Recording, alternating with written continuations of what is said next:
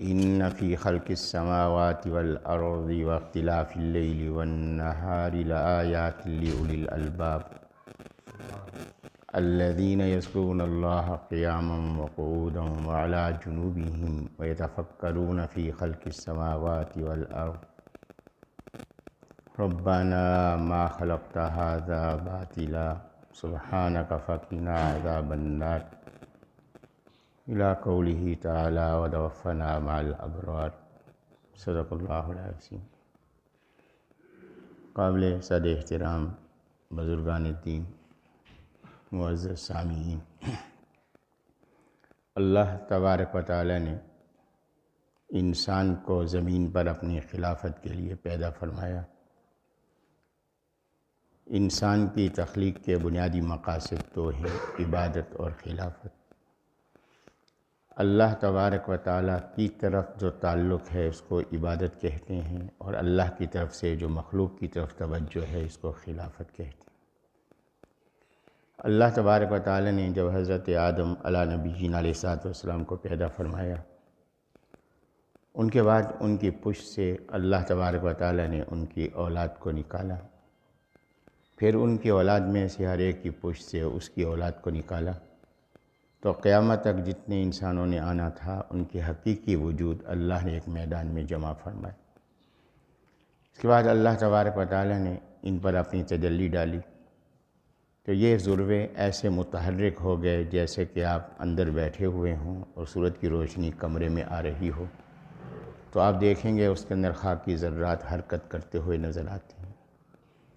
تو اللہ تبارک و تعالیٰ کی تجلی کی وجہ سے یہ ذروے متحرک ہوئے اور ہر انسان کے دل میں اللہ کی محبت پیدا ہوئی، اور اس محبت کا تقاضا ہے اللہ کا ذکر۔ اس کے بعد اللہ تبارک و تعالیٰ نے سوال فرمایا الستُ بربکم، کہ اللہ نے یہ نہیں فرمایا کہ الستُ بخالقکم، کیا میں تمہارا خالق نہیں ہوں، کیونکہ اللہ کے علم میں یہ بات تھی کہ دنیا کے اندر شرک کرنے والے اللہ کے خالق ہونے کے بارے میں شرک نہیں کریں گے، لیکن حاجت روا اور مشکل کشا ہونے کے حوالے سے شرک کریں گے۔ تو اس لیے اللہ تبارک و تعالیٰ نے سوال فرمایا الستُ بربکم۔ جب یہ سوال فرمایا تو اس کی وجہ سے قوت فکریہ متحرک ہوئی، اور تمام نے یہ جواب دیا۔ سب سے پہلے جواب تو ہمارے آقا سید المرسلین حضرت محمد صلی اللہ علیہ وسلم نے دیا، پھر حضرت کی اتباع میں تمام انسانوں نے جواب دیا کہ بلا، کہ اللہ اس میں کیا شک اور شبہ ہے کہ تو ہی رب ہے، تیرے سوا کوئی رب ہو نہیں سکتا۔ تو رب کس کو کہتے ہیں؟ کہ جو ضروریات کو پورا کرنے والا ہو، حاجت روا مشکل کشا ہو، اور اس کے حکم کے مقابلے میں کسی کا حکم قبول نہ کیا جائے۔ یہی دو باتیں تھیں جس کے اندر یہاں انسان بھٹک رہا ہے، تو اللہ تبارک و تعالیٰ نے پہلے ہی سوال فرما دیا۔ اب بنیادی طور پر انسان کی جو صلاحیتیں ہیں وہ دو ہیں، علمی صلاحیت اور فکر اور ذکر کی صلاحیت۔ تو انسان کی اصلاح کے لیے نبی اسلام تشریف لائے، تو نبی اسلام کی بنیادی ذمہ داریاں بھی دو بیان کی گئی ہیں اہل ایمان کے حوالے سے، وَيُزَكِّيهِمْ وَيُعَلِّمُهُمُ الْكِتَابَ وَالْحِكْمَةَ، تزکیہ اور تعلیم۔ تو تزکیہ اور تعلیم یہ دو بنیادی باتیں ہیں جس کی تکمیل کے لیے نبی پاک صلی اللہ علیہ وسلم دنیا کے اندر تشریف لائے۔ اللہ تبارک و تعالیٰ نے جو یہ سوال فرمایا اور اللہ نے تجلی ڈالی، اس کی وجہ سے ہر انسان کے دل میں فطرتی طور پر اللہ کی محبت موجود ہے۔ جب اللہ کی محبت موجود ہے اور اللہ کا تصور بھی موجود ہے، اس حوالے سے اپنی شیخ حضرت امام اعظم رحمۃ اللہ علیہ کے حوالے سے ایک بات گزارش کرتا ہوں۔ حضرت کی خدمت عالیہ میں ایک دہریہ آیا، اس نے کہا کہ حضرت آپ ہر وقت یہ کہتے ہیں کہ ہر انسان کے دل کے اندر، ہر انسان کی فطرت کے اندر اللہ کا تصور موجود ہے۔ میں دعوے سے کہتا ہوں، دہریہ اس زمانے میں دہریہ کہتے تھے، آج کل اس کو کمیونسٹ کہتے، کہ میں دعوے سے یہ بات کہہ رہا ہوں کہ میرے دل میں اللہ کا کوئی تصور موجود نہیں۔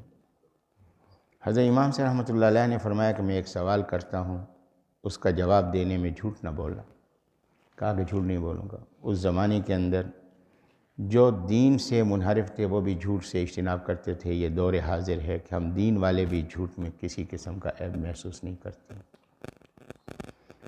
تو حضرت نے سوال کیا کہ تم ایک کشتی میں سوار ہو سیلاب آ گیا، بچنے کی کوئی صورت نہیں، کیا تمہارے دل میں یہ خیال آئے گا کہ کوئی غیبی قوت ایسی ہو جو مجھے اٹھا کر ساحل پر پھینک دے؟ کہا کہ حضرت یہ تو انسان کی فطرت ہے، یہ سوال تو پیدا ہوتا ہے۔ فرمایا جس غیبی قوت کا خیال آ رہا ہے اسی کو اللہ کہتے ہیں، کہ ہر ایک دل میں اللہ کا تصور موجود ہے۔ یہ اور بات ہے کہ اپنے ماحول کی وجہ سے ہم نے اس کو بھلا دیا ہے، وگرنہ ہر انسان کے دل میں اللہ کا تصور موجود ہے۔ یہی بات ہے کہ آپ قرآن مجید دیکھیں، اللہ تبارک و تعالیٰ نے فرمایا کہ یہ جو کفار اور مشرکین ہوں گے، اللہ نے جب جہنم میں ڈالے گا، لا یکلمہم اللہ، کہ اللہ ان سے کلام نہیں کرے گا۔ اب یہاں ایک سوال پیدا ہو رہا ہے کہ اللہ کے کلام نہ کرنے کے کیا معنی؟ جب اللہ نے ان کو جہنم میں ڈال دیا، وہ آگ میں جل رہے ہیں، اگر اللہ کلام نہیں کرے گا تو کیا فرق پڑے گا؟ تو اس کے اندر جو اشارہ ہے وہ کیا ہے کہ انسان کا حقیقی محبوب اللہ تبارک و تعالیٰ ہے، اور جب محبوب توجہ نہ کرے تو پھر معمولی تکلیف بھی بڑی تکلیف محسوس ہوتی ہے، اور اگر محبوب کی توجہ ہو جائے تو بڑی سے بڑی تکلیف بھی انسان کو محسوس نہیں ہوتی۔ تو اللہ کلام نہیں کرے گا تو اس کے معنی ہے کہ ہر انسان کے دل میں اللہ کی محبت موجود ہے۔ دنیا کے ماحول میں یہ محبت دب گئی، لیکن جب قیامت کا ماحول ہوگا یہ محبت پوری طرح نکھر کے سامنے آئے گی۔ اب کفار اور مشرکین بھی اللہ سے محبت کرنے والے ہوں گے۔ نتیجہ یہ کہ جب ان کو اللہ تبارک و تعالیٰ خطاب ان سے نہیں فرمائے گا، ان کو مخاطب نہیں بنائے گا، تو ان کے دل میں کتنی کیفیت ہوگی اور کس قدر ان کو عذاب محسوس ہوگا۔ تو یہ انسان کی فطرت ہے۔ تو نبی پاک صلی اللہ علیہ وسلم جو تشریف لائے اہل ایمان کے لیے، تعلیم اور تزکیہ، یہ دو کاموں کے لیے تشریف لائے۔ اب یہ تعلیم و تزکیہ، اس کے حوالے سے یہاں اللہ تبارک و تعالیٰ نے یہ دونوں صلاحیتیں انسان کی ان آیات میں بیان کی جن کی میں نے آپ کے سامنے تلاوت کی ہے۔ فرمایا کہ دیکھو کہ آسمان اور زمین کی تخلیق میں، رات اور دن کے نظام میں نشانیاں ہیں کن کے لیے؟ عقل مندوں کے لیے، عقل والوں کے لیے۔ اب عقل والوں کے لیے نشانی کیا ہے؟ دیکھیں کہ یہ زمین اور آسمان کا وجود، دنیا کے اندر اللہ تبارک و تعالیٰ کے وجود اور وحدانیت کی بنیادی دلیلیں تین ہیں، تین عقلی دلیلیں ہیں بنیادی طور پر۔ ایک عقلی دلیل یہ کہ یہ کائنات کا وجود یہ دلالت کر رہا ہے کہ کوئی اس کا بنانے والا ہے، اور وہ بنانے والا اکیلا ہے۔ دیکھیے کہ اس کا بنانے والا کوئی ہے۔ دنیا کے اندر میرا اور آپ کا مشاہدہ ہے، کوئی چیز خود بخود وجود میں نہیں آتی، ادھر باہر سے آواز آ رہی ہے، تو کہیں حضرت کس کی آواز ہے؟ کہا کوئی نہیں ہے۔ تو کیا کوئی آدمی یہ تسلیم کرے گا کہ آواز آ رہی ہے اور آدمی کوئی نہیں ہے؟ کوئی اس کو تسلیم کرنے کو تیار نہیں ہے، اگرچہ آواز دینے والا نظر نہیں آ رہا، لیکن ایک شخص بھی اس بات کو تسلیم نہیں کرے گا کہ حضرت کیسے ہو سکتا ہے کہ آواز ہو اور آواز دینے والا نہ ہو۔ یہ مکان ہے، یہ خود بخود بن گیا، اس کا بنانے والا کوئی نہیں، کوئی آدمی بھی یہ تسلیم کرنے کو تیار نہیں ہوگا۔ میں نے یہاں موبائل رکھا، اس کے بعد میں اٹھ کے باہر چلا گیا، میں آیا موبائل موجود نہیں تھا، جو حضرات بیٹھے تھے انہوں نے کہا کہ نہیں جی ہم نے نہیں اٹھایا، یہاں تھا ہی نہیں۔ اب میں موبائل رکھ کر گیا ہوں تو کیا میں یہ عقلاً تسلیم کرنے کو تیار ہوں کہ جی کسی نے نہیں اٹھایا تو موبائل یہاں سے کیسے غائب ہو گیا، حالانکہ میں نے اٹھانے والے کو نہیں دیکھا؟ تو یہ عقلی دلیل ہے اس بات کی کہ یہ کائنات موجود ہے۔ تو یہ کائنات موجود ہے اور کائنات کی تخلیق ہے، اور یہ کائنات تو ہو لیکن اس کا بنانے والا نہ ہو، یہ ناممکنات میں سے ہے۔ پھر یہ کہ آپ یہ دیکھتے ہیں کہ کوئی فیکٹری کوئی مال بناتی ہے، جب فیکٹری مال بناتی ہے تو اس پہ اپنی مہر لگاتی ہے تاکہ معلوم ہو کہ یہ فلاں کمپنی کا مال ہے۔ تو لہٰذا اگر اس کائنات کے پیدا کرنے والے ایک سے زیادہ ہوتے تو ہر ایک کی مہر لگی ہوئی ہوتی کہ یہ میرا بنا ہوا ہے، اور وہ یہ کہتا کہ یہ میرا بنا ہوا ہے، لیکن سب کی تخلیق ایک جیسی ہے۔ جب تخلیق ایک جیسی ہے تو معلوم ہوا کہ بنانے والا بھی ایک ہی ہے، اس کے اندر کوئی شریک نہیں۔ تو یہ عقلی طور پر یہ بات معلوم ہو رہی ہے۔ پھر ایک عقلی بات ہے، دیکھیے کہ اگر اس نظام کو چلانے، جیسے بنانے والا وحدہ لا شریک اکیلا ہے، دوسری دلیل اللہ کے وجود اور وحدانیت کی، وہ اس نظام کائنات، یہ نظام کائنات ہے۔ یہ آپ دیکھیں یہ کائنات کا نظام چل رہا ہے، اگر یہاں بنانے والے ایک سے زیادہ ہوتے تو یہ نظام کا چلنا ناممکن ہوتا۔ کیوں؟ میں صرف عقلی دلیل کے طور پر ایک مختصر بات عرض کر رہا ہوں۔ سوال یہ ہے کہ اس نظام کائنات کو چلانے والے دو ہیں، جب نظام کائنات کو چلانے والے دو ہیں تو اس میں دو صورتیں ہو سکتی ہیں، یا ان دونوں میں اتفاق ہے یا ان دونوں میں اختلاف ہے۔ اگر دونوں میں اتفاق ہے تو پھر دو صورتیں ہو سکتی ہیں کہ دونوں مل کر کام کر رہے ہیں، یا ایک کام کرتا ہے دوسرے کو اس پر اعتماد ہے۔ اگر دونوں مل کر کام کر رہے ہیں تو اس کے معنی ہے ایک دوسرے کے محتاج ہیں، جو محتاج ہو وہ اللہ نہیں ہو سکتا۔ اگر دونوں کا ایک دوسرے پر اعتماد ہے، اکیلا کام کرنے پر قادر ہے اور دوسرے کو اعتماد ہے، جس کو اعتماد ہے کام نہیں کر رہا وہ بیکار ہے، جو بیکار ہے وہ اللہ نہیں ہو سکتا۔ دوسری صورت یہ ہے کہ دونوں میں اختلاف پایا جائے۔ اگر اختلاف ہو تو پھر دو صورتیں ہیں کہ آپس میں معاہدہ کیا ہے کہ یہ تمہاری حدود یہ میری حدود، اور جس کی حد بندی ہو جائے وہ اللہ نہیں ہو سکتا۔ دوسری صورت یہ ہے کہ ان میں معاہدہ نہیں ہوا تو لہٰذا ایک بھی کرتا ہے دوسرا بھی کرتا ہے۔ اگر ایسا ہوتا تو نظام کائنات درہم برہم ہوتا۔ ایک کہتا ہے کہ میں نے سورج نکالنا ہے کتنے بجے، 6:07 پر، اور دوسرا کہتا ہے نہیں آج میں نے سورج نکالنا ہے 7:07 پر۔ نتیجہ یہ ہوتا کہ سورج نہ نکلتا، نظام کائنات درہم برہم ہو جاتا۔ تو اس سے معلوم ہوا کہ اس نظام کائنات کو چلانے والا جیسے بنانے والا وحدہ لا شریک ہے، اس کو چلانے والا بھی وحدہ لا شریک ہے۔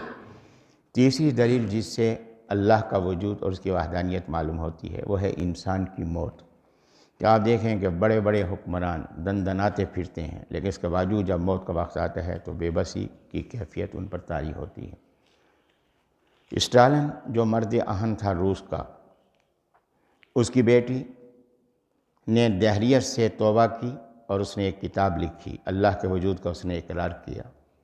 اپنے باپ کی موت کے بعد روس سے نکلی، یورپ میں پہنچی، وہاں اس نے ایک کتاب لکھی۔ اس کتاب میں اس نے یہ بات لکھی ہے کہ میں اللہ کی وجود کی کیسے قائل ہوئی۔ کہا کہ میں اپنے باپ کی موت سے قائل ہوئی۔ میرے باپ کے دور کے اندر یہ تھا کہ میرا باپ ہی سب کچھ تھا، روس کا خود مختار تھا، لوگوں کی زندگیوں کے فیصلے کرتا تھا، لیکن حالت یہ تھی کہ جب وہ خود بیمار ہوا، حالت غشی کی اس پر طاری تھی۔ دنیا کے بڑے بڑے معالج بیٹھے ہوئے تھے، علاج کر رہے تھے، اسباب سارے موجود تھے، غذا بھی موجود ہے، دوا بھی موجود ہے، معالج بھی موجود ہیں، خیر خواہ بھی موجود ہیں۔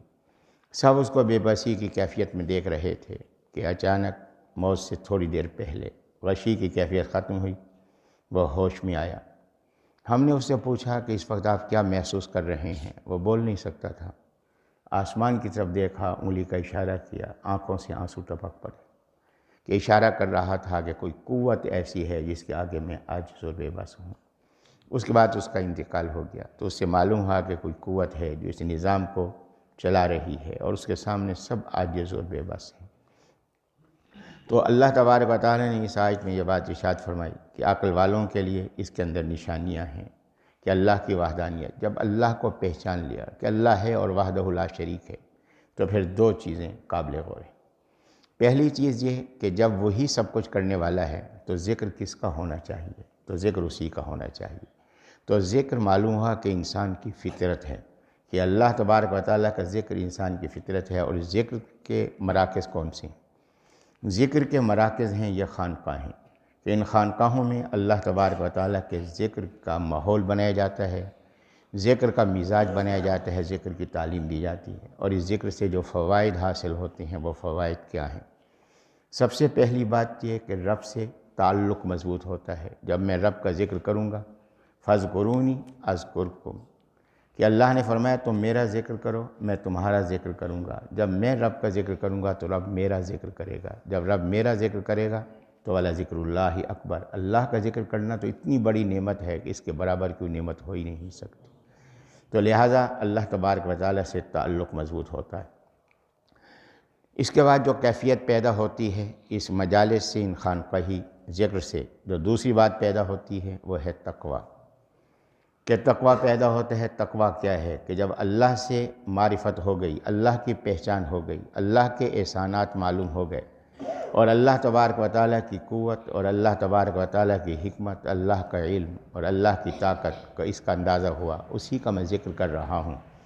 اب اس کے ساتھ یہ احساس پیدا ہوا کہ جب اسی کا ذکر کرنا ہے، سب کچھ وہی ہے، تو پھر ان کاموں سے میں نے اپنے آپ کو بچانا ہے جو اس کو ناراض کرنے والے کام ہیں۔ اس کیفیت کو تقوی کہتے ہیں۔ تو اس ذکر کے نتیجے میں رب کی معرفت پیدا ہوگی، رب کی معرفت کے بعد تقوی کی کیفیت پیدا ہوگی۔ تقوی کی کیفیت کے بعد کہ جب میں نے اس کی نافرمانی سے اپنے آپ کو بچانا ہے، اور اپنے آپ کو جب نافرمانی سے بچانا ہے، اور میں نے اپنے آپ کو نمایاں نہیں کرنا، حقیقت میں بڑی ذات تو اسی کی ذات ہے، عظمت والی ذات تو وہ ذات ہے، میں تو عاجز اور بے بس ہوں، یہ توفیق جو دی ہے وہ اسی نے مجھے دی ہے۔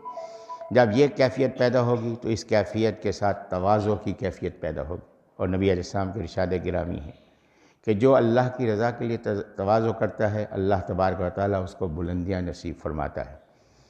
اور یہ تواضع کس انداز کی؟ میرے آقا سید المرسلین صلی اللہ علیہ وسلم نماز سے فارغ ہوتے ہیں، جب نماز سے فارغ ہوتے ہیں سلام فرماتے ہیں تو نبی علیہ السلام ایک بار اللہ اکبر فرماتے ہیں اور 3 بار نبی علیہ السلام استغفر اللہ فرماتے ہیں۔ کہ اللہ اکبر کا یہاں کیا تعلق ہے کہ آپ دیکھیے نماز شروع کر رہے ہیں کس کے نام سے؟ اللہ کے نام سے، اللہ اکبر، اللہ کے ذکر سے نماز کا آغاز کیا۔ پوری نماز کے اندر آپ کیا کر رہے ہیں؟ اللہ کا ذکر کر رہے ہیں۔ اور جس وقت آپ نے سلام پھیرا السلام علیکم ورحمۃ اللہ، نماز کو آپ نے ختم کیا کس پر؟ اللہ کے نام پہ ختم کیا۔ تو نماز کا آغاز بھی اللہ کا ذکر، نماز کا اختتام بھی اللہ کا ذکر۔ اب نبی علیہ السلام جب سلام پھیرتے تو حضرت اس کے بعد فرماتے اللہ اکبر ایک بار، کہ جس کے اندر اظہار تھا کہ اے اللہ جیسے نماز میں تیرا ذکر کیا ہے، اے اللہ نماز کے بعد بھی، نماز کے علاوہ بھی یہ تیرا ذکر کا سلسلہ میں جاری رکھوں گا، کیونکہ تو ہی سب سے بڑا ہے، جب سب سے بڑا ہے تو تیرا ذکر کا سلسلہ جاری رہے گا۔ تو یہ ذکر کے دوام اور اس کے ہمیشگی کی طرف یہ اشارہ ہے۔ دوسری بات یہ کہ 3 بار حضرت استغفر اللہ پڑھ رہے ہیں۔ جب 3 بار استغفر اللہ پڑھ رہے ہیں تو استغفر اللہ کہاں پڑھتے ہیں؟ استغفر اللہ وہاں پڑھتے ہیں جہاں کوئی غیر مناسب کام ہو۔ نبی علیہ السلام 3 بار استغفر اللہ پڑھ رہے ہیں اور حضرت کس کام سے فارغ ہوئے ہیں؟ نماز سے فارغ ہوئے ہیں۔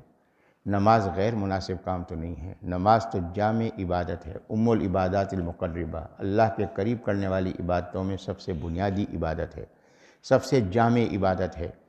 اور اتنی جامع عبادت ہے کہ حدیث پاک کے اندر آتا ہے کہ انبیاء کرام علیہ السلام اپنی قبروں میں زندہ ہیں، وہم یصلون، اور وہ نماز پڑھ رہے ہیں۔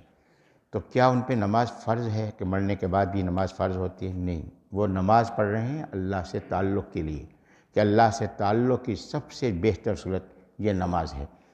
تو نبی علیہ السلام جامع عبادت فرما رہے ہیں، سب سے اعلیٰ عبادت فرما رہے ہیں، اور اس کے بعد حضرت استغفر اللہ فرما رہے ہیں۔ تو اس کے اندر اشارہ کیا ہے؟ اشارہ یہ ہے کہ اللہ کے تیرے حکم کی تعمیل کی ہے، تیری بندگی تو کی ہے، لیکن تیری بندگی کا جو حق ہے وہ میں ادا نہیں کر سکا۔ تو نے توفیق دی ہے لیکن میں اس بندگی کا حق ادا نہیں کر سکا۔ اس اعتراف کے لیے حضرت استغفر اللہ پڑھ رہے ہیں۔ یہاں ایک بات تو یہ قابل غور ہے کہ جب اللہ تبارک و تعالی کی نماز سے نبی اسلام فارغ ہو رہے ہیں، اور حضرت کی نماز کے مقابلے میں کس کی نماز ہو سکتی ہے؟ نبی اسلام کی نماز میں تو خامی کا تصور بھی نہیں ہو سکتا، یہ تصور بھی کفر ہے، لیکن حضرت فرما رہے ہیں کہ اے اللہ کہ میں تیری بندگی کا حق ادا نہیں کر سکا۔ تو مجھے اور آپ کو غور کرنا چاہیے کہ ہماری نمازیں کس معیار کی ہیں اور ہمیں کس قدر اللہ سے استغفار کرنا چاہیے۔ ایک بات یہ معلوم ہوئی۔ دوسری بات جو اس سے معلوم ہوئی وہ یہ معلوم ہوئی کہ اس سے کیا چیز پیدا ہوئی ہے؟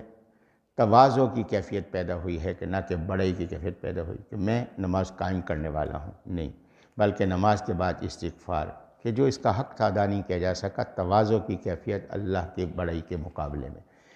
رکوع میں آپ سبحان ربی العظیم، کہ رکوع کیا ہے؟ کہ اللہ کے آگے جھکنا ہے۔ سبحان ربی العظیم کہ پاکیزگی ہے میرے رب کی جو نہایت عظمت والا ہے۔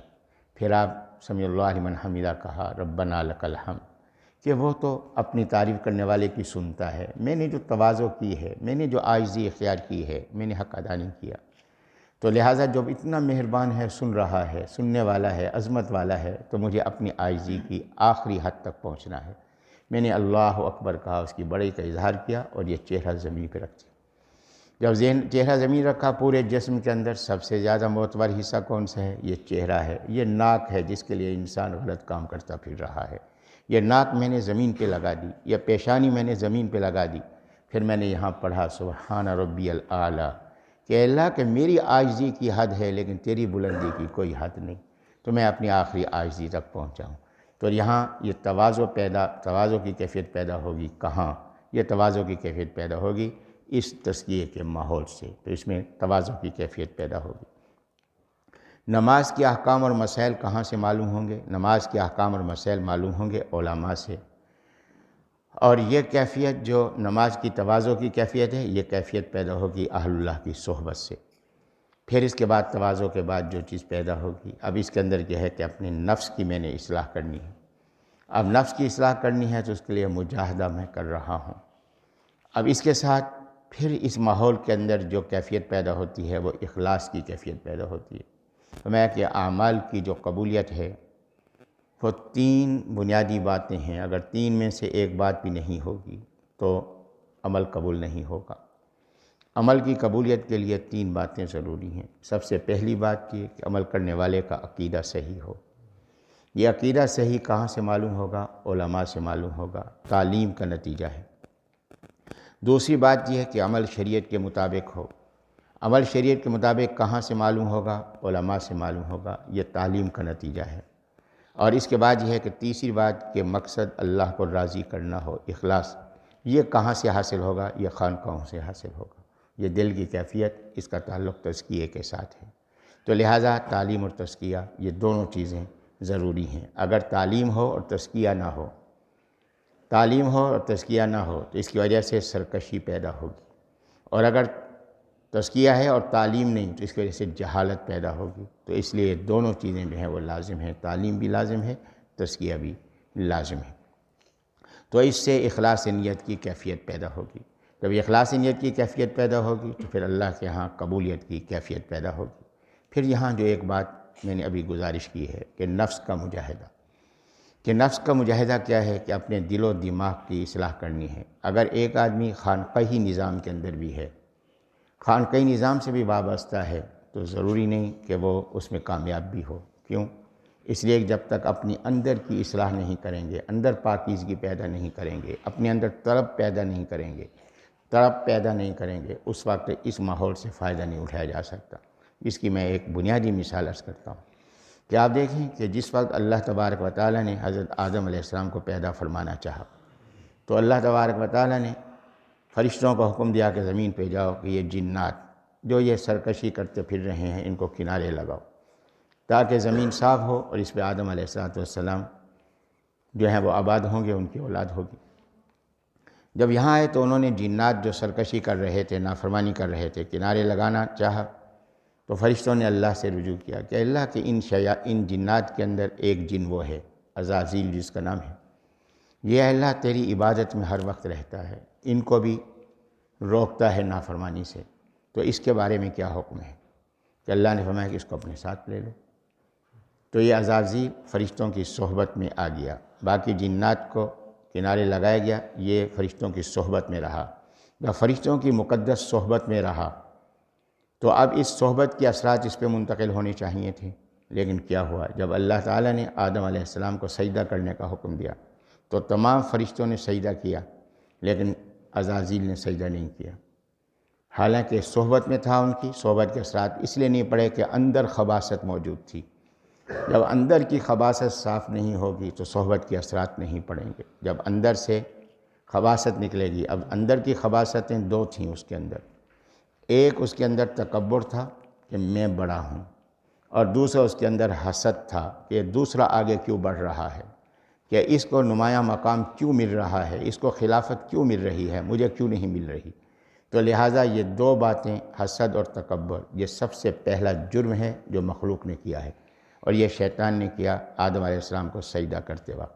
تکبر بھی کیا اور اس کے ساتھ جو ہے اس نے حسد بھی کیا۔ تو اس ماحول کے اندر بھی اگر رہیں گے، اس میں تکبر کی کیفیت ہوگی کہ میں کچھ ہوں، اور اس کے اندر حسد کی کیفیت ہوگی کہ دوسرا میرے مقابلے میں کیوں آگے بڑھ رہا ہے۔ جب یہ 2 کیفیتیں پیدا ہوں گی تو شیطانی نتائج بھی پیدا ہوں گے۔ جب شیطانی مزاج پیدا ہوگا، شیطانی اثرات بھی پیدا ہوں گے۔ تو اس لیے فرمایا کہ ضروری ہے یہ بات کہ نفس کا مجاہدہ کیا جائے، کہ نفس کا مجاہدہ ہے کہ اپنے نفس کو جو ہے وہ تابع کیا جائے۔ کس کے تابع کیا جائے؟ کہ نفس کے اندر اخلاص کی کیفیت پیدا کی جائے۔ جب آپ نفس کو تابع کریں گے اور نفس کو مطمئنہ بنائیں گے، نفس کے 3 مراحل ہیں کہ ایک ہے نفس امارہ، نفس امارہ ہے کہ میں جو چاہوں اس کے مطابق عمل ہو، تو نفس امارہ حکم دینے والا نفس۔ اب نفس امارہ پہ محنت کریں، مجاہدہ فرمائیں گے۔ جب مجاہدہ فرمائیں گے تو یہ نفس لوامہ بنے گا۔ نفس لوامہ وہ ہے جو ملامت کرے گا، برے کام پہ ملامت کرے گا، اچھے کام پہ خوشی محسوس کرے گا۔ ابھی بھی یہ تربیت کے مزید تربیت کا محتاج ہے۔ پھر آپ اس پہ محنت فرمائیں گے، یہ نفس مطمئنہ بنے گا۔ نفس مطمئنہ جو اللہ کے ہر حکم پہ راضی ہے، ہر بات پہ راضی ہے، جس کے اندر تواضع اور اخلاص کی کیفیت ہوگی، یہ نفس مطمئنہ بنے گا، اور یہ ہے کامیابی کی منزل۔ تو لہٰذا یہاں اللہ تبارک و تعالیٰ نے یہ بات ارشاد فرما دی کہ عقل مند لوگوں کی جو پہلی علامت ہے وہ ہے ذکر۔ اب یہ ذکر کب کرتے ہیں؟ یذکرون اللہ قیاما وقعودا وعلی جنوبہم، کھڑے ہونے کی حالت میں بھی ذکر کر رہے ہیں، بیٹھنے کی حالت میں بھی ذکر کر رہے ہیں، لیٹنے کی حالت میں بھی ذکر کر رہے ہیں، یعنی ہر وقت ان کی زبان تر و تازہ ہے ذکر سے۔ نبی اسلام نے یہی بات ارشاد فرمائی کہ سوال کیا کہ حضرت کوئی کامیابی کا نسخہ بیان فرما دیں۔ فرمایا تیری زبان ہمیشہ اللہ کے ذکر سے تر و تازہ رہنی چاہیے۔ تو ہر وقت جو ہے وہ ذکر کی کیفیت۔ اور پھر نبی علیہ السلام پر قربان کہ حضرت نے قدم قدم پر دعاؤں کی صورت میں، اذکار کی صورت میں اس کی تعلیم فرما دی کہ یہ عادت بن جائے کہ آپ سیڑھیاں چڑھ رہے ہیں، اللہ اکبر پڑھتے ہوئے چڑھ رہے ہیں، سیڑھیاں اتر رہے ہیں، سبحان اللہ پڑھتے ہوئے اتر رہے ہیں، آپ کھانا شروع فرما رہے ہیں، بسم اللہ کے نام سے شروع فرما رہے ہیں، آپ کھانا کھا کے فارغ ہوئے تو الحمدللہ اللہ کی حمد پر اس کھانے کو مکمل فرما رہے ہیں، آپ بیت الخلاء میں داخل ہو رہے ہیں تو اللہ کے نام کے ساتھ داخل ہو رہے ہیں، آپ اس سے باہر آ رہے ہیں تو اللہ کا شکر ادا کرتے ہوئے، غفرانک اللہ کا شکر ادا کرتے ہوئے کہ جسے الحمدللہ الذی اذھب عنی الاذی وعافانی، تو اللہ کی حمد کرتے ہوئے باہر آ رہے ہیں۔ تو نبی علیہ السلام نے قدم قدم پر یہ دعائیں سکھلا دی کہ ان دعاؤں کا جب معمول بنائیں گے تو یہ ذکر کی کیفیت جو ہے یہ پیدا ہوگی۔ اور اسی طرح پھر کچھ لمحات چلتے پھرتے بھی ذکر ہوتا رہے، اور کچھ لمحات جو ہیں وہ مجالس سے ذکر کو بھی اختیار کیا جائے تاکہ اس کی جو عادت ہے وہ پختہ سے پختہ ہوتی ہوئی چلی جائے۔ تو پہلی علامت اللہ نے فرمائی کہ وہ ہے ذکر۔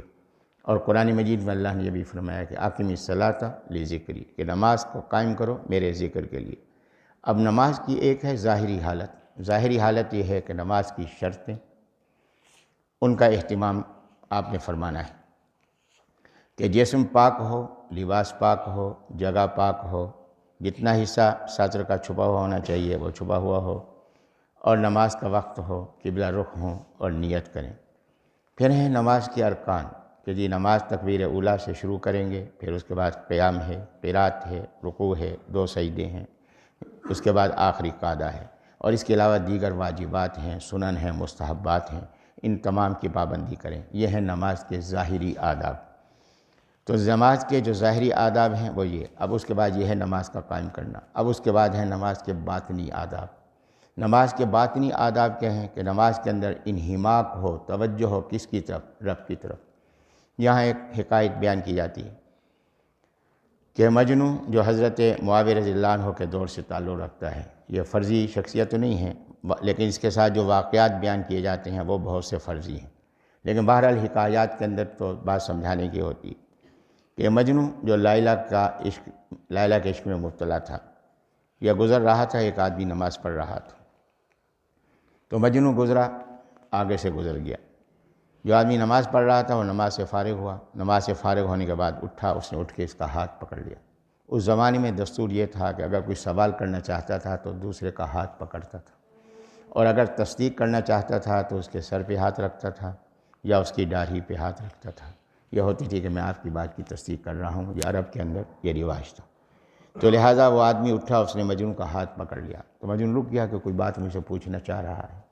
جی، اس نے کہا کہ آپ نے دیکھا نہیں میں نماز پڑھ رہا تھا، آپ میرے آگے سے گزر گئے، تو نماز کے آگے سے گزرنا تو مناسب نہیں۔ اس نے کہا کہ میں بے خیالی میں تھا تو میں نے توجہ نہیں کی، میں نے آپ کو دیکھا نہیں، اگر میں نے آپ کو دیکھا ہوتا تو آگے سے نہ گزرتا۔ تو اس زمانے میں لوگ فساد والے نہیں تھے، معذرت بھی قبول کر لیتے تھے۔ اس نے ہاتھ چھوڑ دیا، جیسے ہی ہاتھ چھوڑا تو مجنوں نے اس کا ہاتھ پکڑ لیا۔ مجنوں نے اس کا ہاتھ پکڑا تو اس نے کہا کیا کوئی سوال؟ ہاں۔ اس نے کہا کہ میں تو مخلوق کے تصور میں جا رہا تھا، میری نظر تجھ پہ نہیں پڑی، تو خالق کے آگے کھڑا ہوا تھا، خالق کی نماز پڑھ رہا تھا، میری طرف تیری توجہ کیسے چلی گئی؟ تو لہٰذا نماز کے اندر جو باطنی آداب ہیں وہ ہے انہماک۔ تو یہ انہماک پیدا ہوگا کہاں سے؟ تزکیے سے پیدا ہوگا۔ نماز کے ظاہری آداب معلوم ہوں گے تعلیم سے، اور نماز کے اندر یہ کیفیت پیدا ہوگی انہماک کی، یہ پیدا ہوگی تزکیے سے، اہل اللہ کی صحبت سے۔ تو اس لیے تعلیم و تزکیہ یہ دونوں جو ہیں اس لحاظ سے جو ہے وہ یہ ضروری ہیں۔ تو اللہ تبارک و تعالیٰ نے جہاں ذکر فرمایا، یہاں کے ذکر کو علامت کے طور پہ بیان فرمایا، وہاں اللہ نے فکر کو بھی بیان فرمایا۔ میں کہ فکر ہے کیا کہ میں دنیا میں کیا کرنے آیا ہوں۔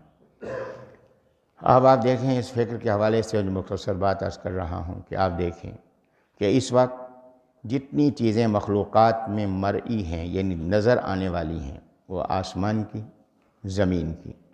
آسمان کی چیزوں کو دیکھیں، سورج ہے، چاند ہے، ستارے ہیں، بادل ہیں، ہوا ہے۔ اب آپ ان کو دیکھیں کہ یہ ساری چیزیں کس کے کام آ رہی ہیں؟ یہ ساری چیزیں زمینی مخلوق کے کام آ رہی ہیں۔ سورج کی روشنی سے، حرارت سے فائدہ کون اٹھا رہا ہے؟ انسان اٹھا رہا ہے، حیوان اٹھا رہا ہے، نباتات اس کا فائدہ اٹھا رہے ہیں۔ انسان بھی فائدہ اٹھا رہا ہے، حیوانات بھی اس سے فائدہ اٹھا رہے ہیں، اور نباتات، فصلیں بھی اس سے، درخت بھی اور فصلیں بھی اس سے فائدہ اٹھا رہے ہیں۔ پھر آپ اس کے بعد دیکھیں کہ یہ سورج کی روشنی کے ساتھ یہ چاند ہے، چاند کی چمک سے کون فائدہ اٹھا رہا ہے؟ یہ ساری مخلوقات زمینی اس سے فائدہ اٹھا رہی ہیں۔ ستاروں سے زمینی مخلوقات فائدہ اٹھا رہی ہیں، بادلوں سے بارش ہو رہی ہے، یہ ساری زمینی مصنوعات اس سے فائدہ اٹھا رہی ہیں۔ اب اس کے بعد معلوم ہوا کہ یہ فلکیات کس کے لیے ہیں؟ یہ ارضیات کے لیے ہیں، زمینی اشیاء کے فائدے کے لیے ہیں۔ کیا زمینی اشیاء بھی فلکیات کی خدمت کر رہی ہیں؟ فلکیات کی خدمت نہیں کر رہی، یہ فلکیات کی چیزیں خدمت کر رہی ہیں زمینی اشیاء کی۔ معلوم ہوا کہ یہ خادم ہیں، زمین کی اشیاء مخدوم ہیں۔ اب آپ زمین میں دیکھیں، زمین میں دیکھیں تو زمین میں 4 قسم کی مخلوقات ہیں جو نظر آنے والی ہیں۔ انسان ہے، حیوان ہے، نباتات یا فصلیں اگنے والی چیزیں ہیں، درخت ہیں، اور چوتھی چیز جمادات ہے، بے جان اشیاء ہیں۔ بے جان اشیاء میں پانی ہے، مٹی ہے، یہ چیزیں بے جان اشیاء میں ہیں۔ اب آپ اس میں دیکھیں، آپ دیکھیں گے کہ جو بے جان اشیاء ہیں، پانی ہے، مٹی ہے، یہ خادم ہیں اور یہ 3 مخدوم ہیں۔ نباتات کو فائدہ پہنچا رہی ہے مٹی بھی، پانی بھی اس کو فائدہ پہنچا رہا ہے۔ انسان اور حیوان کی ضرورت بھی مٹی سے اور پانی سے پوری ہو رہی ہے۔ تو یہ چیزیں خادم ہیں، یہ 3 مخدوم ہیں۔ اب خادم کو علیحدہ کر کے اب جو 3 مخدوم ہیں ان کا جائزہ لیں۔ جب آپ ان 3 کا جائزہ لیں تو معلوم ہوگا کہ نباتات یہ خادم ہیں، اگنے والی چیزیں خادم ہیں، انسان اور جانور یہ مخدوم ہیں۔ کہ نباتات غذا ہے کس کی؟ دانہ آپ کھائیں گے، بھوسا جانور کھائے گا، گھاس جانور کھائے گا، پھل آپ کھائیں گے، اور گٹھلیاں آپ پھینکیں گے، اور اس کے بعد چھلکے جانور کھائیں گے، آم آپ چوسیں گے۔ تو آپ دیکھیں کہ حیوان اور انسان یہ مخدوم ہیں، اور یہ نباتات جتنی بھی ہیں یہ ساری کی ساری خادم ہیں۔ پھر آپ دیکھیں کہ اب انسان اور حیوان میں حیوان خادم ہے اور انسان جو ہے وہ مخدوم ہے۔ کہ آپ نے دیکھا ہوگا، کسی کبھی آپ نے دیکھا ہے کہ کوئی جانور جو ہے وہ انسان پہ سوار ہو کے جا رہا ہو؟ ہاں، یہ ہماری اپنی بدقسمتی ہے کہ کتے اٹھا کے ہم دوڑ لگا رہے ہیں۔ اللہ نے ہمیں مخدوم بنایا اور ہم خود جو ہے اپنے آپ کو ذلیل کر رہے ہیں۔ یہ آپ نے دیکھا ہوگا، اللہ نے نہیں کیا۔ اب یہ دیکھیں، یہ کتا ہے، کس کی چوکیداری کر رہا ہے؟ انسان کی چوکیداری کر رہا ہے۔ ہاتھی ہے، اتنا بڑا جانور طاقت والا، اس کے اوپر کون سوار ہے؟ انسان سوار ہے۔ یہ شیر ہے، یہ شیر کس کے سامنے جھکا ہوا ہے؟ انسان کے آگے جھکا ہوا ہے۔ تو اسی طرح آپ پورا جائزہ لیتے جائیں، یہ گائے ہے، یہ بھینس ہے، یہ بکری ہے، یہ دودھ دے رہے ہیں یہ جانور، ان کا دودھ کون پی رہا ہے؟ کون فائدہ اٹھا رہا ہے؟ انسان فائدہ اٹھا رہا ہے۔ ان کا گوشت کون کھا رہا ہے؟ کہ انسان کھا رہا ہے۔ تو لہٰذا انسان کا گوشت ان کی ضرورت نہیں، لیکن ان کا گوشت انسان کی ضرورت ہے۔ تو یہ سب انسان کی خدمت میں ہیں۔ تو معلوم ہوا کہ مخدوم کائنات کون ہے؟ مخدوم کائنات انسان ہے۔ جب انسان مخدوم کائنات ہے، اب آپ انسان پہ غور کریں۔ جب آپ انسان پہ غور کریں تو آپ دیکھیں کہ جتنے جانور آپ کو نظر آ رہے ہیں یہ سارے کے سارے جھکی ہوئی شکل میں ہیں۔ رینگنے والے یہ ملی ہوئی شکل میں ہیں، اور جو چلنے والے جانور ہیں یہ جھکی ہوئی شکل میں ہیں۔ شیر ہے، جنگل کا بادشاہ ہے، جھکی ہوئی شکل میں ہے۔ پرندے جو ہوا میں اڑ رہے ہیں آپ دیکھیں جھکی ہوئی شکل میں ہے، لیکن انسان سیدھے قد میں ہے۔ اس کے اندر اشارہ کیا ہے؟ اشارہ ہے کہ انسان کے دیکھ، میں نے ساری مخلوق کو تیرے آگے جھکایا ہے، تجھے ان کے سامنے نہیں جھکایا، تجھے میں نے سیدھا قد عطا کیا ہے۔ اور سیدھا قد آپ دیکھیں، اس قد کے اندر جھکنے کی صلاحیت موجود ہے۔ اس کے اندر اشارہ یہ ہے کہ میں نے تجھے مخلوق کے سامنے نہیں جھکایا، لیکن تیرے جسم میں جھکنے کی صلاحیت رکھی ہے۔ تو نے جھکنا ہے، کس کے آگے جھکنا ہے؟ اپنے ارادے سے جھکنا ہے، اپنے رب کے سامنے جھکنا ہے۔ تو اس کا اشارہ اس انسان کے قد کے اندر موجود ہے۔ جب قد کے اندر موجود ہے، جب جھکنا ہے، اب جھکنے کے اندر دو باتیں۔ پہلی بات یہ ہے کہ اس جسم کو جھکانا ہے، اور اس کے بعد ہے دل کو جھکانا ہے۔ جسم کا جھکانا یہ طریقہ معلوم ہوگا علم کے ذریعے سے، اور یہ دل کا جھکانا یہ معلوم ہوگا تزکیہ کے ذریعے سے، یہ صحبت سے معلوم ہوگا کہ کس طریقے سے اپنے آپ کو جھکانا ہے۔ تو یہ دونوں چیزیں، تعلیم و تزکیہ، یہ دونوں لازم ملزوم ہیں۔ حضرت ابراہیم علیہ نبینا علیہ السلام نے دعا فرمائی بیت اللہ کی تعمیر کے بعد، ربنا وابعث فیہم رسولا منہم یتلو علیہم آیاتک ویعلمہم الکتاب والحکمۃ ویزکیہم انک انت العزیز الحکیم، کہ اے ہمارے رب، کہ جو آخری رسول تشریف لانے وہ میری اس اولاد میں تشریف لائیں، یہ ان کے سامنے تیری آیتوں کی تلاوت فرمائیں، اسی طرح سے یہ ان کو کتاب کا فہم منتقل کریں، اور تیرے حکم کی تعمیل کا جو طریقہ کار ہے، مطلوب عمل ہے، وہ منتقل کریں، وَيُزَكِّيهِمْ، اور ان کو پاکیزہ بنائیں۔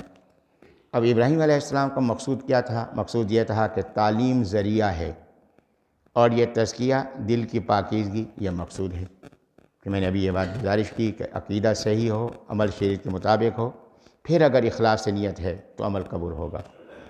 پھر آپ اس بات کو بھی دیکھیں قرآن مجید کے اندر، وَالسَّابِقُونَ الْأَوَّلُونَ مِنَ الْمُهَاجِرِينَ وَالْأَنصَارِ وَالَّذِينَ اتَّبَعُوهُمْ بِإِحْسَانٍ، کہ اللہ نے فرمایا کہ یہ سبقت والے، اولیت والے کون؟ مہاجرین اور انصار رضی اللہ عنہم۔ فرمایا جو ان کی اتباع کرے گا بِإِحْسَان، اخلاص نیت سے۔ اللہ نے صحابہ کرام رضی اللہ عنہم کے ساتھ اخلاص کی شرط نہیں لگائی، ہمارے لیے اخلاص کی شرط لگائی۔ اس سے معلوم ہوا کہ صحابہ کرام رضی اللہ عنہم کا مخلص ہونا اور ان کا صاحب اخلاص ہونا، یہ اس کے اندر کسی شک اور شبہ کی گنجائش نہیں۔ جو شک و شبہ کرنے والا ہے وہ قرآن کی خبر کا منکر ہے، اس کے کافر ہونے میں کوئی شک نہیں۔ تو لہٰذا جو بعد والے ہم ہیں، ہمارے لیے بھی احسان، اس کی شرط لگائی کہ اخلاص نیت، اور اسی اخلاص نیت کے لیے جو اصطلاح استعمال کی ہے احسان کی، ہمارے حضرات جو احسان کی اصطلاح لیتے ہیں وہ قرآن کی اس آیت سے لیتے ہیں، اور نبی علیہ السلام کی حدیث پاک، حدیث جبرائیل سے لیتے ہیں۔ تو یہ احسان جو ہے یہ خانقاہی سلسلہ، جو تصوف کا سلسلہ ہے، اس کا نام احسان ہے۔ تو فرمایا جو اخلاص نیت سے پیروی کرتے ہیں ان کی، جنہوں نے اخلاص نیت سے پیروی کی، اللہ تبارک و تعالیٰ ان سے راضی بھی ہوگا، اللہ ان کو جنت بھی عطا فرمائے گا۔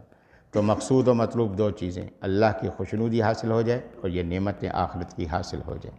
تو لہٰذا اس کے لیے یہ بات ضروری ہے کہ ایک ہے تعلیم، ایک ہے تزکیہ۔ تو حضرت ابراہیم علیہ السلام کی دعا میں تعلیم پہلے ہے، تزکیہ بعد میں ہے، تاکہ یہ تعلیم کے بعد غافل نہ ہو جائیں، تزکیہ بھی اختیار کرنا ضروری ہے۔ لیکن یہاں ایک غلط فہمی ہو سکتی تھی کہ حضرت ابراہیم علیہ السلام نے جو یہ دعا فرمائی ہے، اس کے معنی ہے تعلیم کا مرحلہ اول ہے اور تزکیہ ثانوی چیز ہے، پہلی چیز حاصل کرنا ضروری ہے، دوسری چیز حاصل ہو یا نہ ہو اس سے کوئی فرق نہیں پڑتا۔ اللہ نے غلط فہمی دور فرما دی اس دعا کی قبولیت میں۔ اور پھر قرآن مجید میں آگے 3 مقام پر اللہ تعالیٰ نے اس قبولیت کا مختلف انداز سے ذکر فرمایا، جیسے لقد من اللہ علی المؤمنین اذ بعث فیہم، اس میں دیکھیں، کما ارسلنا فیکم رسولا منکم، اس میں دیکھیں، پھر سورۃ الجمعہ کے اندر دیکھیں، وہاں اللہ نے تزکیہ پہلے بیان فرمایا، تعلیم بعد میں اس کا ذکر فرمایا، تاکہ غلط فہمی پیدا نہ ہو۔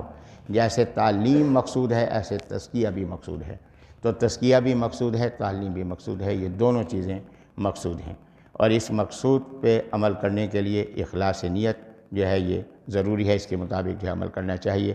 تو اللہ تبارک و تعالیٰ نے اس بات کی تعلیم دی، اور پھر آگے اسی میں یہ بات ارشاد فرمائی، جب یہ غور و فکر کرتے ہیں، وَيَتَفَكَّرُونَ فِي خَلْقِ السَّمَاوَاتِ وَالْأَرْضِ رَبَّنَا مَا خَلَقْتَ هَٰذَا بَاطِلًا، کہ اے اللہ کوئی چیز بھی ہمیں ایسی نہیں مل رہی جو فضول پیدا ہوئی۔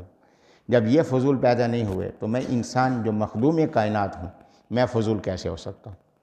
جب میں فضول نہیں ہوں تو میری ذمہ داریاں ہیں۔ اب آگے پھر وہی احساس جو نبی اسلام نے استغفر اللہ میں فرمایا کہ اس کے اندر پھر احساس کیا ہے اللہ کہ تو نے کسی چیز کو فضول باطل پیدا نہیں کیا۔ اب یہاں سبحانہ کا فاقینا عذاب النار کہ اے اللہ تو تو پاک ہے، تو نے تو یہ نعمتیں عطا فرمائی ہیں، لیکن تیری بندگی کا حق ہم ادا نہیں کر سکے کہ اے اللہ ہم اپنے اعمال کی وجہ سے، اپنے کاموں کی وجہ سے جہنمی ہونے کے مستحق ہو گئے، لیکن اے اللہ تو ہمیں اپنی رحمت سے جہنم کی آگ سے محفوظ فرما۔ اور اس کو پھر آگے اللہ تبارک و تعالیٰ نے بیان فرمایا اور پھر یہ کہا کہ جو یہ ایمان والے جو نبی اسلام پر ایمان لائے، اس کے اندر آج کے دور کا فتنہ وحدت ادیان ہے، اس کا رد موجود ہے۔ یہ توحید اور آخرت پر ایمان کافی ہے، نبی اسلام پر ایمان ضروری نہیں۔ یہ فتنہ وحدت ادیان اس وقت بہت پھیل رہا ہے کہ رسول اللہ صلی اللہ علیہ وسلم پر ایمان ضروری نہیں، بس یہ ہے کہ توحید و آخرت پر ایمان کافی ہے۔ اللہ نے اس کی تردید یہاں فرما دی کہ ایمان کون سا قبول ہوگا؟ جو نبی اسلام کے ذریعے سے ہوگا۔ پھر اسی قرآن مجید میں اللہ نے فرمایا کہ نبی علیہ السلام کے ذریعے ہی سے نہیں، بلکہ قرآن مجید جو ہے یہ بات کہہ رہا ہے کہ نبی علیہ السلام کے ذریعے ہی سے نہیں بلکہ صحابہ کرام کے طریقے پر ہوگا تو ایمان قبول ہوگا۔ اب میں نے ایک بات کہی ہے، شاید آپ کے ذہن میں سوال ہو، میں سے ایک مختصر سا واقعہ عرض کر دیتا ہوں جس سے بات معلوم ہوگی کہ یہ تحریک کس قدر پھیلائی جا رہی ہے۔ میں دہشت گردی عدالت میں ایک مقدمے میں پیش تھا، مجھ پہ ایک کیس تھا دہشت گردی کا کہ میں نے جو مختلف رسائل لکھے ہیں اس میں 2 رسالے تھے، جس میں ایک رسالہ 22 رجب کے کنڈوں کے حوالے سے تھا، ایک رسالہ محرم الحرام کے حوالے سے تھا۔ یہ رسالے چھپے تو بہرحال پسند نہ آئے لوگوں کو، لہٰذا اس کی وجہ سے جو ارباب اختیار تھے انہوں نے میرے خلاف کیس بنایا دہشت گردی کا، اور پرچہ یہ بنایا کہ جناب یہ پروفیسر صاحب جو تھے یہ گلیوں میں گھوم پھر کے اپنے رسالے تقسیم کرتے پھر رہے تھے۔ حالانکہ ہمارے ہاں جو رسالے چھپے ہیں حضرات جانتے ہیں کہ ہم یہاں مفت نہیں دیتے کسی کو، اس کے لیے ہم نے قیمت رکھی ہوئی ہے کہ قیمت شروع میں پہلے مفت بھی دیتے تھے، لیکن ایک بزرگ تشریف لائے تو انہوں نے فرمایا کہ حضرت میرا ایک مشورہ ہے کہ آپ ایسے کسی کو دیں گے بے قدری میں لے جا کے اس کو پھینک دے گا، تو آپ ایسا نہ کریں، آپ اس کی قیمت رکھیں، یہ قیمت پھر اس کے چھاپنے میں لگتی رہے گی، دین کے کام میں لگتی رہے گی، اس کا بھی حصہ ہو جائے گا دین کے کام کے اندر۔ تو اس کی وجہ ان کے حکم پر ہم نے اس کا معمول کیا۔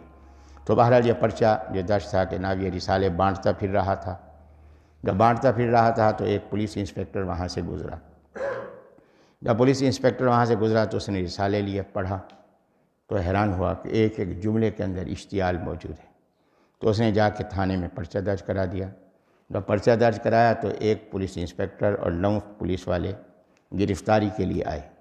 جب گرفتاری کے لیے آئے تو اس نے جب دیکھا کہ گرفتاری کے لیے آ گئے ہیں پولیس والے، اس نے رسالے پھینکے اور پھینک کے یہ بھاگ گیا۔ تو یہ پرچہ میرے خلاف جو تھا وہ درج تھا۔ بہرحال خصوصی دہشت گردی عدالت میں کیس تھا، خصوصی جج صاحب اس کی سماعت فرما رہے تھے۔ تو بہرحال اس تفصیل میں نہیں جا رہا میں، تو جو بات اس وقت متعلق ہے وہ میں عرض کرنے لگا ہوں۔ تو اس سلسلے میں پیش ہوا عدالت کے اندر، بہرحال اللہ نے ضمانت بھی کرا دی، گرفتاری بھی نہیں ہوئی۔ اس کے بعد جو 3-4 دفعہ حاضری ہوئی عدالت میں تو جج صاحب نے فرمایا کہ پروفیسر صاحب کے پورا معاملہ میرے سامنے آ گیا ہے اور میں نے 4 پیشوں پہ آپ تشریف لائے ہیں، آپ کی گفتگو میں نے سنی ہے، تو مجھے کچھ احساس ہوا ہے میں جس منصب پر ہوں میں آپ کے درس میں نہیں آ سکتا، تو میری ایک درخواست ہے کہ میں آکسفورڈ یونیورسٹی کا فارغ التحصیل ہوں، میرے کوئی سوالات ہیں، تو فیصلہ میں نے آپ کو لکھ رکھا ہے وہ میں آپ کو ابھی سناؤں گا، لیکن میری درخواست ہے کہ اگر آپ اجازت دیں تو سوال جواب کی ایک نشست ہو جائے۔ میں نے کہا ٹھیک ہے، مجھے کیا اعتراض ہے، اگر اللہ مجھے کسی کی ہدایت کا ذریعہ بناتا ہے تو مجھے اس میں کوئی اعتراض نہیں۔ بہرحال اس نے کچھ وکلاء بٹھا دیے اور عملہ بٹھا دیا، سوالات جوابات کا سلسلہ چلتا رہا کوئی 1.5 گھنٹے تک۔ بہرحال انہوں نے سوالات کیے خمینی کے حوالے سے، شیعیت کے حوالے سے، بیاہیوں کے حوالے سے، ذکریوں کے حوالے سے، ہر کے مختلف سوالات وہ کرتے رہے، جیسے ان کے یہودیوں کے حوالے سے سوالات کرتے۔ جو سوال اس وقت میں عرض کرنے لگا ہوں کہ انہوں نے یہ بات کہی کہ دیکھیں کہ آپ قرآن مجید کو قطعی دلیل مانتے ہیں نا؟ جی ہاں۔ اس نے کہا کہ قرآن میں اللہ نے فرمایا کہ ان الذین آمنوا والذین ہادوا والنصارى والصابئین من آمن باللہ والیوم الآخر وعمل صالحا۔ یہاں اللہ نے فرمایا کہ جو ایمان لایا اللہ پر اور آخرت پر، اس نے نیک عمل کیا، تو اس کے لیے اجر بھی ہے اور قیامت میں اس کو خوف بھی نہیں ہوگا، غمگین بھی نہیں ہوگا۔ یہ قرآن کی آیت ہے نا جی، آیت ہے قرآن کی۔ تو انہوں نے فرمایا جب قرآن کی آیت ہے تو اس میں آپ دیکھیں کہ کتنی چیزوں پر ایمان ہے۔ یہ دو چیزوں پر ایمان ہے، اللہ پر ایمان اور آخرت پر ایمان۔ نبی علیہ السلام پر ایمان کا ذکر کہاں ہے؟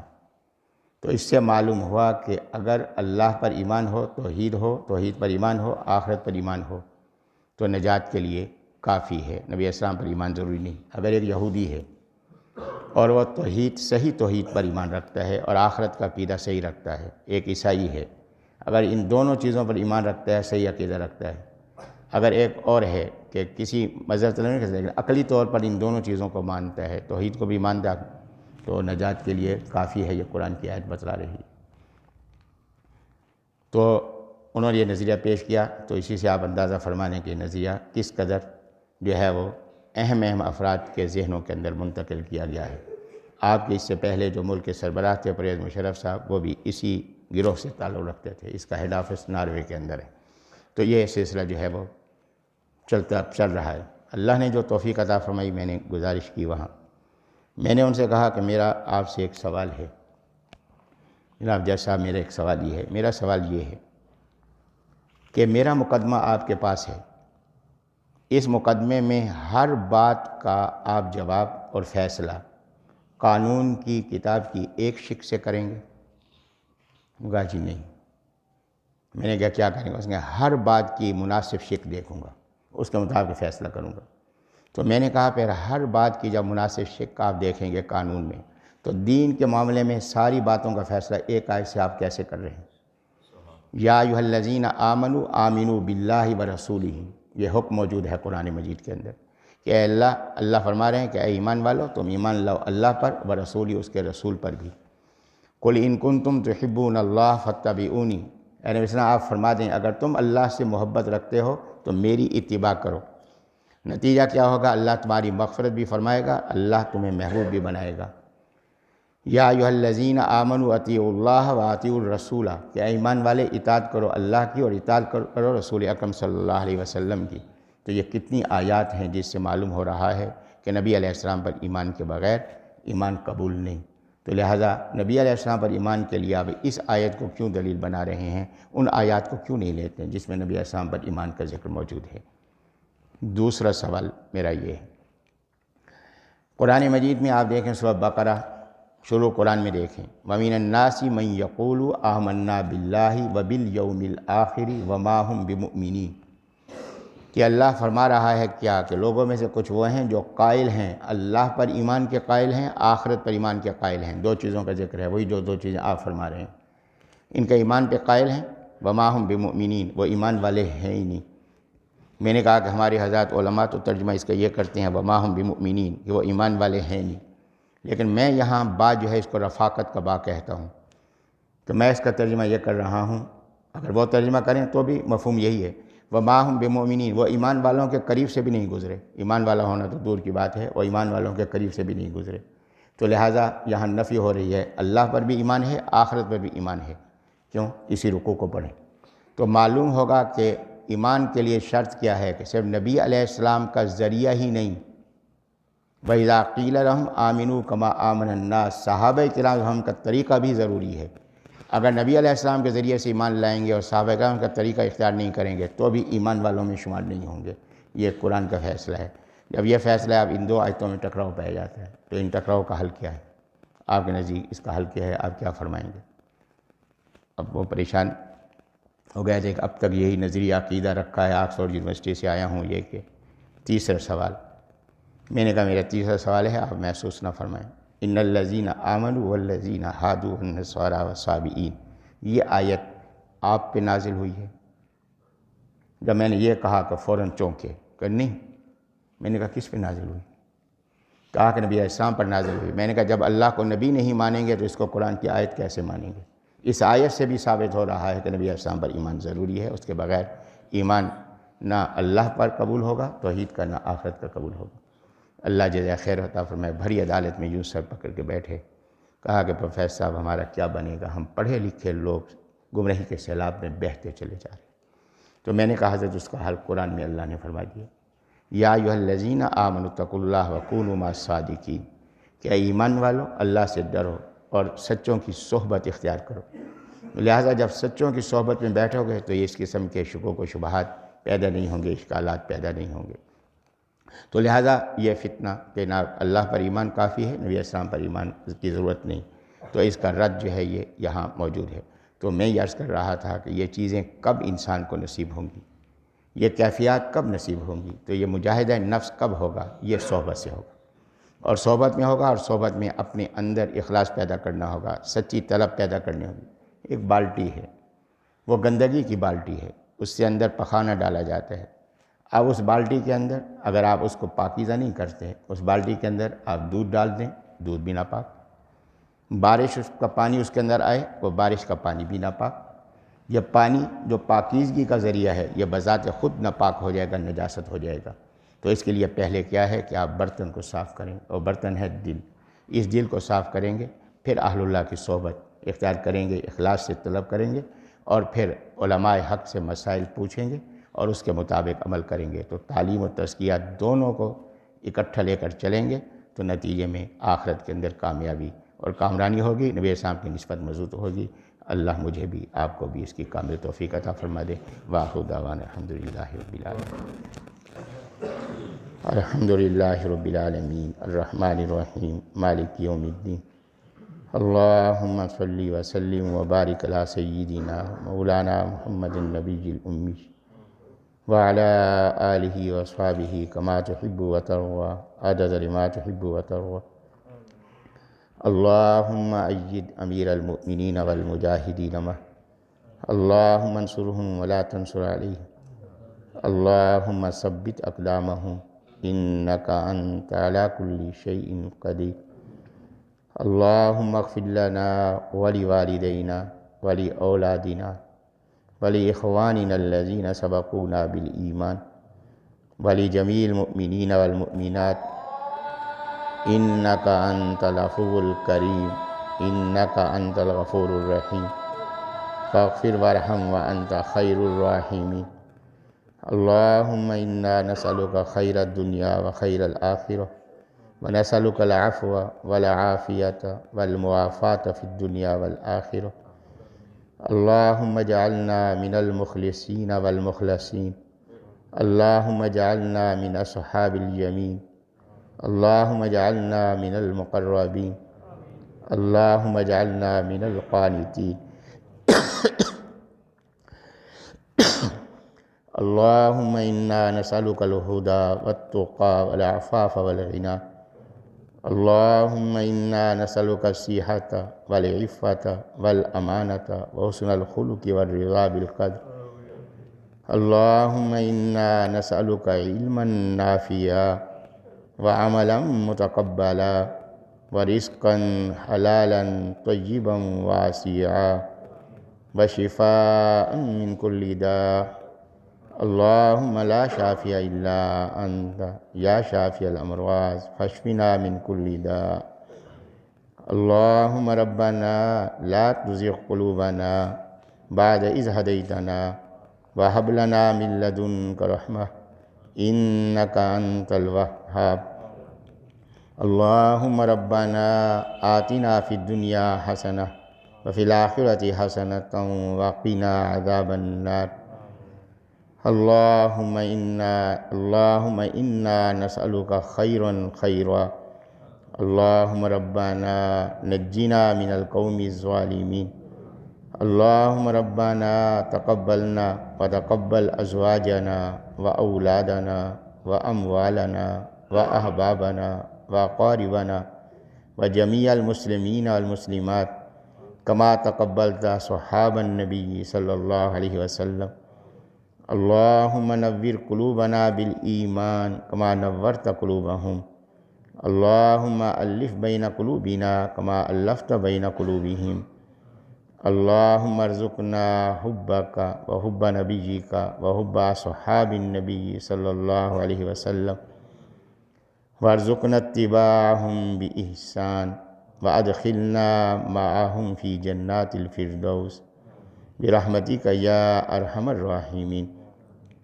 اللہم اجعلنا من الصالحین، اللہم ارزقنا حب الصالحین، اللہم ارزقنا شفاعت النبی صلی اللہ علیہ وسلم، اللہم اغفر لحینا ومیتنا وشاہدنا وغائبنا وصغیرنا وکبیرنا وذکرنا وانثانا، اللہم من احییتہ منا فاحیہ علی الاسلام ومن توفیتہ منا فتوفہ علی الایمان، اللہم اغفر لنا ولوالدینا ولأولادنا ولشیوخنا ولاساتذتنا ولتلاميذنا ولرفقائنا، اللہم انک انت العفو الکریم، اللہم انک انت الغفور الرحیم، اللہم بارک لنا، اللہم بارک فینا، اللہم بارک علینا، وتقبل منا انک انت السمیع العلیم، وتب علینا انک انت التواب الرحیم، اللہم انا نسألک من خیر ما سألک منہ نبیک ورسولک وعبدک وحبیبک محمد صلی اللہ علیہ وسلم، ونعوذ بک من شر ما استعاذ منہ نبیک ورسولک وعبدک وحبیبک محمد صلی اللہ علیہ وسلم، انت المستعان وعلیک البلاغ ولا حول ولا قوة الا باللہ العلی العظیم، صلی اللہ تعالی علی خیر خلقہ محمد وعلی آلہ وصحبہ اجمعین، آمین آمین۔